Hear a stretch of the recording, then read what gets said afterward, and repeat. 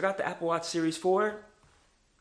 I was pretty impressed. So in this video, we're gonna be going over the Apple Watch Series 4, going over some of the new features, as well as if you should upgrade or not. And don't worry, I will be making a fitness-based video very soon because apparently Apple's saying this is one of the best fitness watches out there. So you know I gotta do a review on the fitness aspect. And to be honest with you, I'm not gonna lie. Like this Apple Watch Series 4, they did pretty good. Apple, you've done good. Some of the best new features that I love on the Apple Watch Series 4 are, of course, the bigger screen size. So instead of the biggest one being 42 millimeters, this one is now 44 millimeters. So you get a lot more screen space, and as well as it's a little bit flatter, so it kind of fits on the hand a lot better. So for me personally, I love having the big screen to see notifications, such as you can see in emails, you can actually see full emails, you can see full text messages. Pictures are a lot bigger, and what's really cool as well is that if you open up a link, you can actually get a little bit of web browsing features. So that's pretty cool. The second thing is the watch faces. Some of them come up with the new Apple Watch iOS, Watch OS 5.1, whatever the software is called. They work better on the Series 4 because they're meant for it and they can actually use the whole screen real estate. So at least for the Nike version, they have some really cool new watch faces. And this is like the whole red with the white, which is the one that I really love. But then also got different colors like stone. And personally, I love to match the Apple Watch faces and bands with my outfits. You know, I gotta look fresh. And then of course, the final thing is the updated heart rate sensor. I think they did a great job on upgrading this, and it now even has a feature coming out sometime in the wintertime of the ECG, which is kind of crazy. That's that, you know, up and down heart rate sensor thing, and I think that's just gonna be useful to see your different heart rhythms and making sure that your heart rhythm is, you know, normal. So why did I upgrade to the Apple Watch Series 4? Well, I had the Apple Watch Series 3. I bought it last December in 2017 as a Christmas gift to myself, and it was actually pretty cool. I really liked it. I actually bought the first one. If you watch my Apple Watch video, you can go ahead and check it up right here, but they kind of did a review over the Apple Watch Series 3 and if it was good for fitness, and it actually did pretty well. Then of course, September came around, the big conference came of Apple Watch Series 4, and of course my ears perked up. So I was like, I gotta check out the Apple Watch Series 4. I gotta see what the whole hype is all about. No pun intended. So I got it, and I'm not gonna lie, I'm pretty happy. I've had it for about a month or so, and I'm not gonna lie, it's been an amazing device. Now, if you're thinking about if you should get one yourself or you should give it as a gift, I want you to keep a few things in mind. Now, what I usually use the Apple Watch for is for a few things. The first thing is, of course, notifications. So when I'm at work, I don't like to always just have my phone up, so I would like to kind of see, you know, text notifications, email notifications, and see if they're really that important for me to take out my phone and actually look through them. And with that big screen, it's great to see a whole notification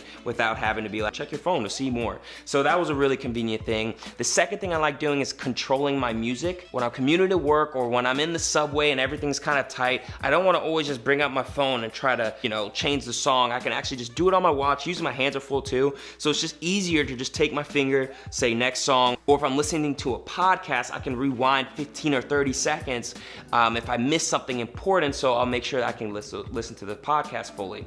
And it's just a really good feature to be able to control your music, control what you're listening to with just on your wrist rather than take out your whole phone just to do one little thing. The third thing I use it for is activity tracking. Of course, you know me, being the fitness nut that I am, I do like to track certain things like how many times I'm standing throughout the day, how many active calories I'm burning, when I'm exercising, keeping track of how many calories I've burned, and then of course my sleep. I use a sleep app called Auto Sleep, and it's been amazing, great to really see and evaluate my quality of sleep, my deep sleep, and how long I've been sleeping and making sure I stick to those goals. The next thing I use it for is actually kind of funny.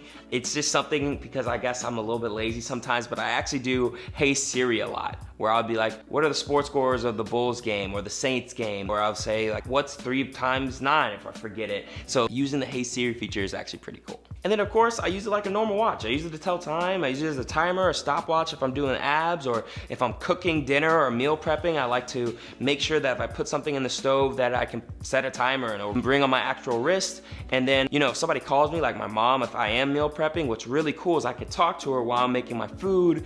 And it's just super convenient just to have it on my wrist rather than putting headphones in or having my phone up to my ear doing this whole thing, cooking and just whatever. It's just easier to talk like this and she can hear me well She's never had an issue hearing me from that end as well. So I think that the calling feature is actually really good. So you're probably wondering now, okay, I hear all these features, should I get one? Should I upgrade, or should I give it as a gift? And I want you to take a few of these things in mind. If you've never had an Apple Watch before, and you listen to some of those things that I use the Apple Watch for, and you're like, okay, I could see myself doing that, then I say you might as well just get the Apple Watch Series 4. It's the latest and greatest. All the updates are coming up right now for it. You might as well get it, try it, and see if you like it. Again, the good thing about if you get it from Apple, you have 14 days to return it. So if you really don't like it after those 10 days, 11 days, you can always return it and be within that time period. Now, if you have the Apple Watch Series 1 or Series 2, I would say think about how much you actually use your Apple Watch. So for example, my girlfriend has the Apple Watch, I think it's like Series 1, and she doesn't really use it that much. Like in fact, there's most of the time where it's just like on the charger. So that's you, where like my Apple Watch is never charged, I never put it on. Don't get the Series 4, it would be a waste of money. Just because you get it, it's not gonna change your behavior or habit of using it. So if you do find yourself not using it, don't bother. If you are seeing yourself saying, hey, it's starting to get a little bit slow, then you might as well upgrade. Now, if you have the Series 3, to be honest with you, unless you're a very big tech person like me and you're obsessed with tech, I would say leave it alone, don't worry about it. And the reason being is because of the fact that there's not so much to upgrade for. The Series 3 is still good. It's still operating off the latest like technology.